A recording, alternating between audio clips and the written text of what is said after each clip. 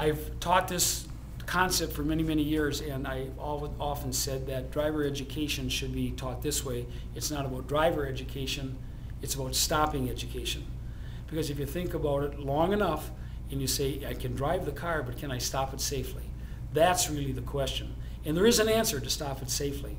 What I'm going to do now is I'm going to show you the distance that it will take you as a driver to stop a vehicle, and we're only going to use one speed, 60 miles an hour. You can use the formula for any of the speeds. It doesn't really matter. The formula is always the same. So first of all, we are going to have you driving a car at 60 miles per hour. And the question is, how far will that car travel before it comes completely to a stop? There is a formula that is used, and it's been used by police officers, insurance companies, all across the country, and I'm going to explain it to you now. The first thing when you're driving a car and you realize you have to stop it, it's called perception. You're saying, oh my goodness, something's happening in front of the car, I have to stop it. A good average time, and even a little bit longer, it takes about 1 second to perceive that you have to stop that car. So let's figure this out. How do we do this? You take the speed at which you're traveling, which is 60.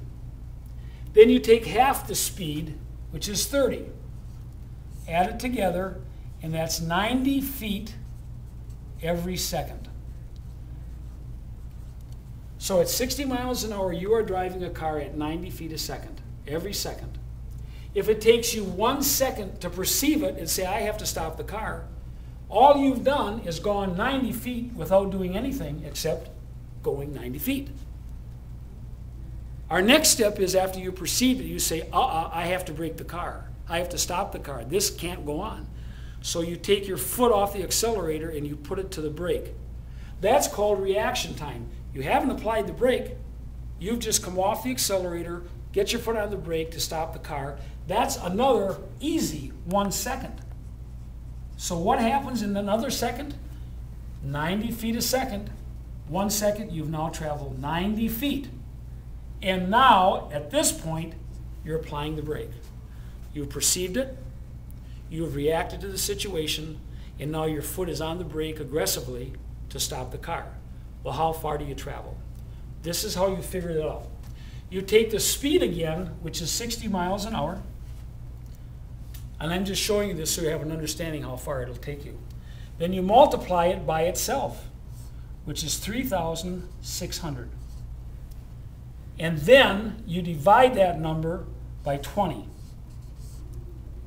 The last thing we need to do is find out how far the car travels when you apply the brake. And how that is done is you take the speed of the car, which is 60, multiply it by itself, which is 3,600. Divide that by 20, and it has 180 feet that car is going to travel before it comes to a complete stop. So knowing those numbers, let's put it together. So your perception time was 90 feet. This is 10 yards on a football field. That's 30 feet. So let's go 90. You've perceived it here. You've gone 30, 60, 90. You've gone 90 feet and haven't done anything yet except perceived it, which is good.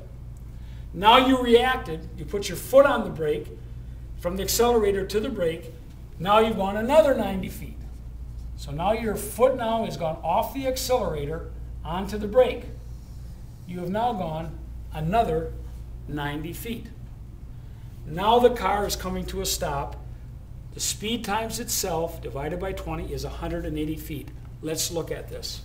30, 60, 90, 120,